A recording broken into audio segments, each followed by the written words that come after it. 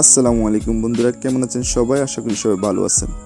তো বন্ধুরা, আজকে আমরা কথা বলবো মোবাইলের প্রসেসর নিয়ে। মোবাইলের সবচেয়ে গুরুত্বপূর্ণ পার্ট হচ্ছে মোবাইলের প্রসেসর।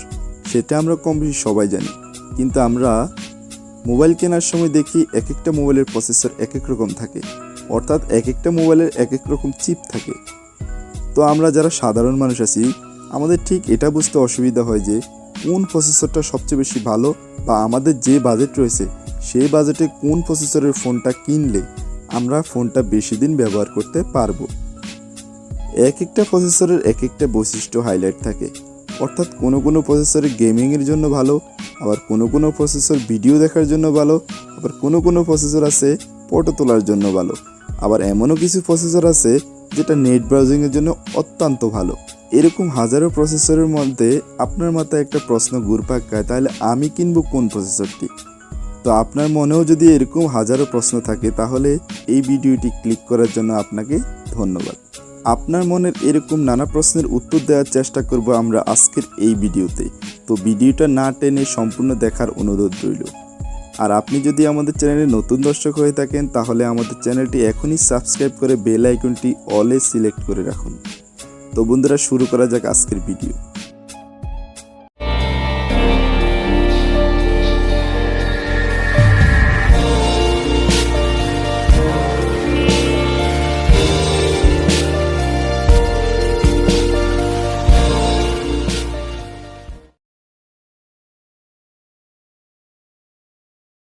তো প্রথমে আমি মিডিয়াটেক প্রসেসর নিয়ে কথা বলবো।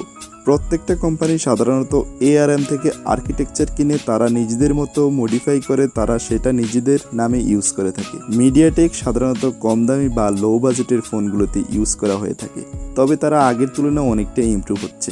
তাদের আর্টিফিশিয়াল খুব ভালো, তবে জিপিএটা তেমন ভালো না। তাদের মূলত মেইন সমস্যা হচ্ছে হিটিং ইস্যু। যেমন ধরেন, গেমস খেলার সময় আপনার ফোনটি গরম হয়ে যায়, অথবা ভিডিও গ্রাফিক্সের সময় আপনার ফোনটি হালকা গরম হতে পারে, অথবা নেট ব্রাউজিংয়ের সময় আপনার ফোন গরম হতে পারে। এই সকল নানান খুঁটিনাটি সমস্যা এই মিডিয়াটেক প্রসেসরে আমরা অহরহ দেখতে পাচ্ছি, এবং তাদের সফটওয়্যার ডেভেলপ সাপোর্টটা তেমন পাওয়া যায় না। অর্থাৎ ফোন কেনার সময় আপনি যে ফিচারগুলো নিয়ে ফোনটা কিনলেন, আপনাকে সারা জীবন হয়তো ওই ফিচারগুলোই ব্যবহার করতে হবে। নতুন কোনো ফিচার আপনি পাচ্ছেন না, অর্থাৎ তারা দেয় না। মূলত বলা যায় তারা এইসব আপডেট সাধারণত ইচ্ছে করেই দেয় না, কারণ তাদের ফোনগুলো থাকে একটু লো বাজেট রেঞ্জের। এই সকল আপডেট দিলে হয়তো তাদের ফোনটি হ্যাং করতে পারে। তো এবার কথা বলা যাক হুয়াওই কিরিন প্রসেসর নিয়ে। এই কিরিন প্রসেসর পারফরমেন্স মোটামুটি ভালো বলা যায়, তাদের জিপিও ভালো।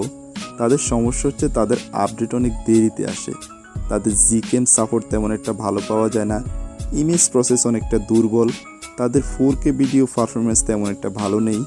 এদিক দিয়ে কোয়ালকম থেকে তারা অনেকটাই পিছিয়ে। তবে ওভারঅল বলা যায় তাদের প্রসেসর এবং জিপিইউ পারফরমেন্সের দিক দিয়ে তারা মোটামুটি লেভেলের, অর্থাৎ মিড রেঞ্জের প্রসেসর। অত্যন্ত হাই গ্রাফিক্স গেমস না হলে তাদের ফোন তেমন একটা গরম হয় না, এবং সাধারণ যে ভিডিও গ্রাফিক্স আছে সেটাও আপনি এই কিরিন প্রসেসরে ইউজ করতে পারবেন। ওভারঅল বলা যায় এই কিরিন প্রসেসরটি মোটামুটি লেভেলের ভালো। এবার বলা যাক স্যামসাংয়ের নিজস্ব প্রসেসর এক্সিনোস নিয়ে।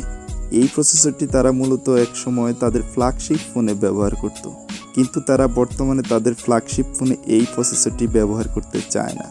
আগে তারা জিপিইউ হিসেবে ব্যবহার করত পাওয়ার VR জিপিইউ। এটা তাদের নিজস্ব গ্রাফিক্স কার্ড জিপিইউ ছিল। যেহেতু তারা এই প্রসেসরটি নিজেদের ফোনে ব্যবহার করতে চায় না, তো তারা কি করলো, এই প্রসেসরটি যে অন্যান্য কোম্পানি আছে ওগুলাতে বিক্রি করতে চাইছিল। অলরেডি ভিভো কোম্পানির কাছে এই প্রসেসরটি তারা অনেকগুলোই বিক্রি করেছিল।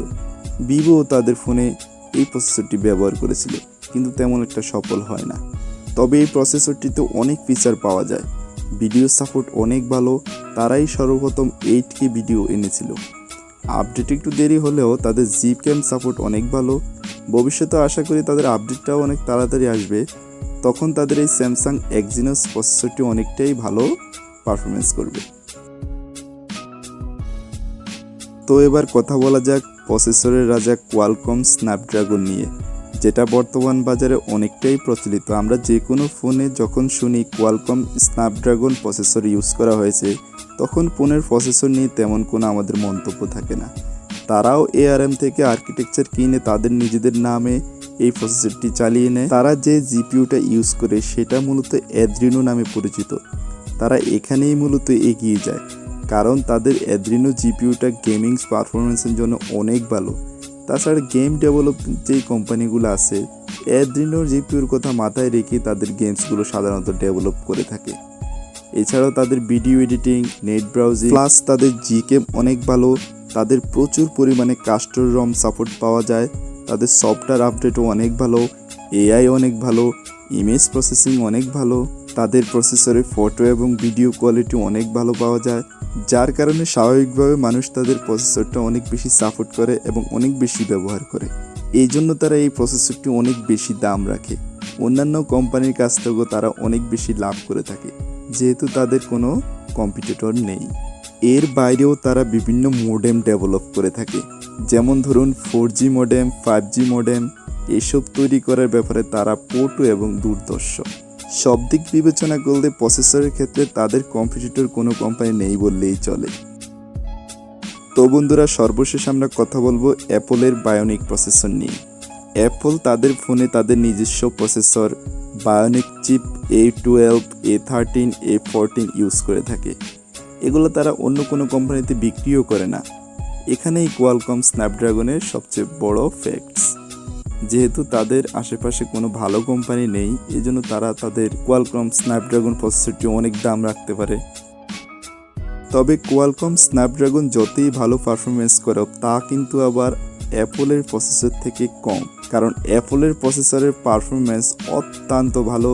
তাদের এআই ভালো, ভিডিও ভালো, গেমিং ভালো, এভরিথিং ইজ ভালো। তারা এই প্রসেসরটি মূলত তৈরি করে তাদের নিজস্ব ফোনেই ব্যবহার করার জন্য। মোট কথা বলা যায় তারা একাই 100। অ্যাপলের ফিচার দেখে দেখে অন্যান্য যে প্রসেসর কোম্পানিগুলো রয়েছে তারা তাদের প্রসেসরে নতুন নতুন ফিচার যুক্ত করে। মূলত বলা যায় অ্যাপলের প্রসেসর হচ্ছে প্রসেসর জগতের পথপ্রদর্শক।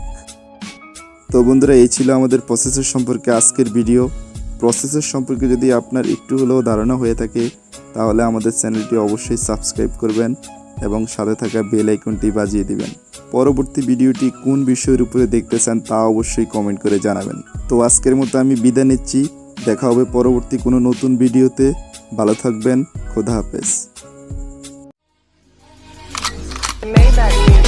Can anybody out there hear me?